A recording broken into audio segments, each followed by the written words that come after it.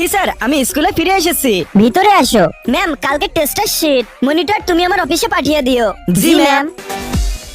আমি 4 দিনে ছুটিতে গিয়েছি আর এদিকে তো মনিটরই চেঞ্জ হয়ে গেছে। ক্লাস তোমাকে ছাড়া চলতে পারবে কিন্তু মনিটরকে চেনা না, এজন্য আমাদেরকে বদলাতে হয়েছে। ম্যাম, আপনার কি সত্যি মনে হয় আপনি আমাকে মনিটর পদ থেকে সরাতে পারবেন? আপনি এটা ভাবলেনই বা কিভাবে?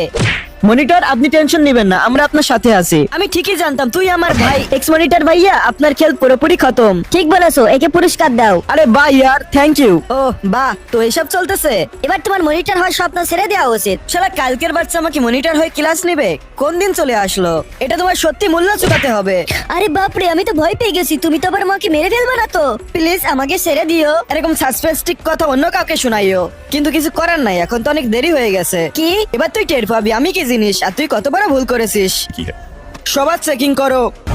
ক্লাসে কেন এসেছো? উপর থেকে তোমার নামে কমপ্লেন এসেছে যে তুমি ক্লাসে বাইরের জিনিস আনো। না, এগুলো আমার না। কিন্তু তোমাকে তো আমরা হাতে নাতে ধরেছি। প্লিজ আমাকে ছেড়ে দাও, এরপর থেকে পাক্কা আমি আর কিচ্ছু আনবো না। ওকে নিয়ে আসো। মনিটর ভাই, কেমন লাগলো আমার প্ল্যানিং? অনেক ভালো, বল তোর কি চাই? বড় ভাই, কোন পোস্ট পেয়ে যেতাম তো। আজ থেকে তুই ক্লাসে সুপার অ্যাটেন্ডেন্ট। ওকে বোকা বানিয়ে ওর জিনিসগুলো বের করেছি, সেটাই তার পুরস্কার। আপনার সেবক আপনার সাথে আছে ভাই।